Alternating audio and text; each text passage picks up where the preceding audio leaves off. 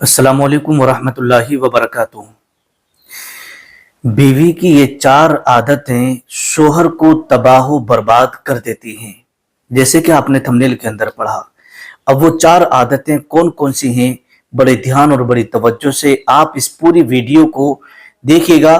कुरान और हदीस की रोशनी में आज मैं आपकी खिदमत में रखने के लिए जा रहा हूँ। देखिएगा, हजरत इमाम बाकर रजी अल्लाह ताला अन्हु की बारगाह में एक शख्स आया और आने के बाद में अर्ज करने लगा, हुजूर मेरे घर के अंदर बरकत नहीं होती, मेरे घर के अंदर खैर बरकत नहीं हो रही है और मैं बहुत ज्यादा परेशान हो रहा हूं।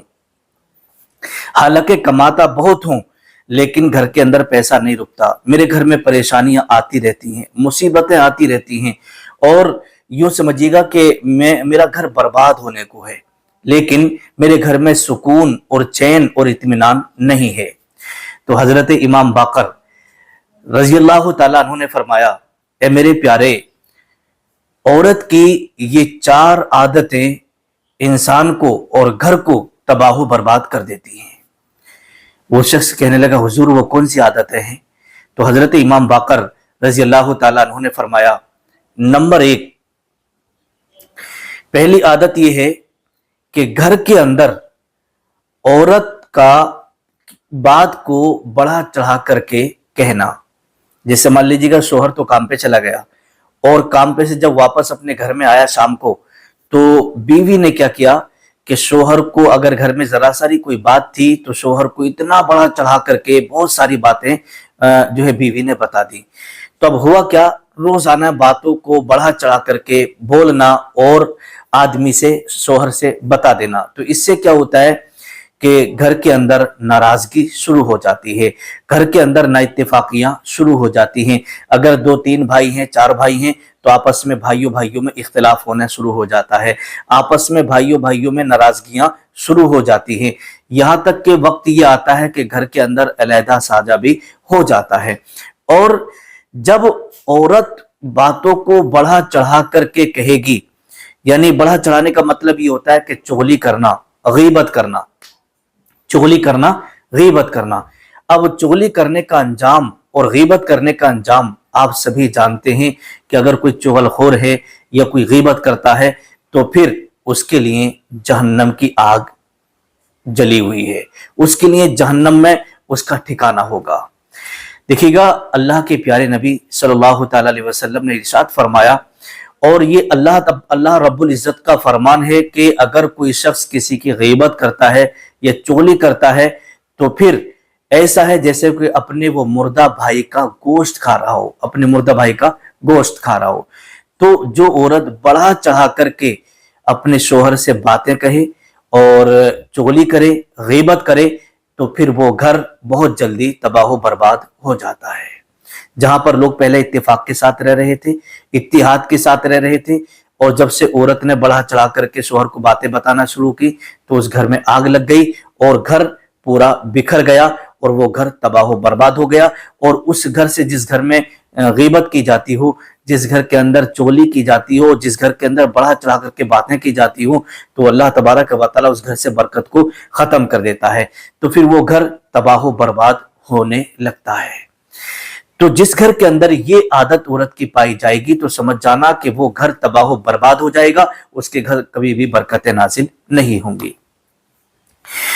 इमाम बाकर रहमतुल्लाह ताला अलैह, इमाम बाकर रजी अल्लाह ताला अन्हु बयान फरमाते हैं कि नंबर 2, दूसरे नंबर पर जो आदत है बीवी की वो ये होती है कि फजूल खर्ची करने वाली औरत, फजूल खर्ची करने वाली। बहुत सारी औरतों की आदतें होती हैं।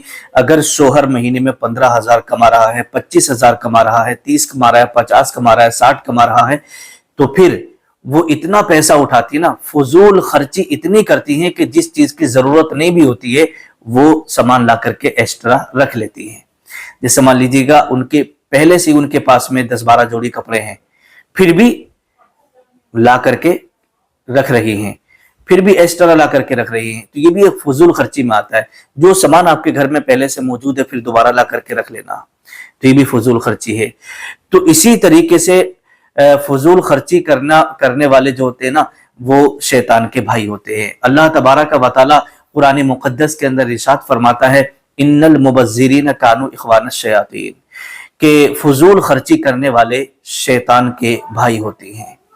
تو اس لیے فضول خرچی کو اللہ ناپسند فرماتا ہے اور اللہ کے رسول بھی ناپسند فرماتے ہیں۔ تو ہماری پیاری اسلامی ماں اور بہنیں فضول خرچی کرنے سے بچیں اور جتنا ہو سکے جہاں پر ضرورت ہو وہیں پر اپنے پیسے کو خرچ کریں۔ حضرت امام باقر رضی اللہ تعالیٰ عنہ بیان کرتے ہیں تیسری عادت، پہلی عادت گھر میں بات کو بڑھا چڑھا کر کے کہنا، اور دوسری عادت فضول خرچی کرنا، اور تیسری عادت کے بارے میں حضرت امام باقر رضی اللہ تعالیٰ عنہ بیان کرتے ہیں تیسری عادت ہے جھوٹ بولنا، ہے نا۔ بیوی کی یہ چار عادتیں شوہر کو تباہ و برباد کر دیتی ہیں، تو تیسری عادت کیا ہے بیوی کی؟ اگر کوئی عورت ایسی ہے جو بات بات پہ جھوٹ بولتی ہے، بات بات پہ جھوٹ بولتی ہے، تو جھوٹ بولنے سے بھی وہ گھر اور شوہر تباہ و برباد ہو جاتا ہے۔ کیوں؟ اس لیے کہ اللہ تبارک و تعالیٰ قرآن میں ارشاد فرماتا ہے کہ لعنت اللہ علی الکاذبین، کہ جھوٹوں پر اللہ کی لعنت ہوتی ہے۔ تو برکتیں کہاں ہوں گی جب بات بات پہ گھر کے اندر جھوٹ بولا جائے گا، ہر بات میں جھوٹ بولا جائے گا، تو اس گھر کے اندر برکتیں نہیں ہوں گی بلکہ جھوٹے پر اللہ کی لعنتیں ہوتی ہیں۔ اب آپ اندازہ لگائیے گا۔ تو یہ تیسری عادت ہو گئی۔ اب چوتھی عادت یہ ہے کہ شوہر سے ناراض ہو کر رات گزارنے والی عورت ہے۔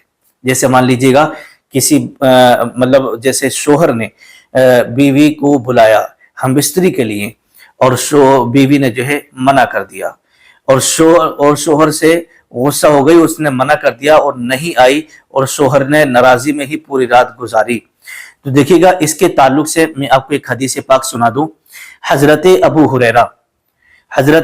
ہریرہ رضی اللہ تعالیٰ عنہ سے مروی ہے، یہ مشکات شریف کے اندر یہ حدیث پاک موجود ہے کہ رسول اللہ صلی اللہ تعالیٰ علیہ وسلم نے ارشاد فرمایا کہ جب آدمی اپنے بیوی کو اپنے بستر کی طرف بلائے، پھر وہ عورت انکار کر دے یا اس عورت نے انکار کر دیا اور شوہر نے اسی طرح ناراضگی کی حالت میں رات بسر کی، تو فرشتے اس عورت پر صبح تک لعنت بھیجتے رہتے ہیں۔ لیکن اس میں دو صورتیں یہ ہیں کہ عورت کا انکار کرنا بغیر کسی شرعی عذر کے ہو۔ اگر مان لیجیے کوئی دکھ ہے، کوئی تکلیف ہے، یا پیریڈ ہے، ماہواری وغیرہ ہے، تو تب کوئی اس میں مسئلہ نہیں ہے۔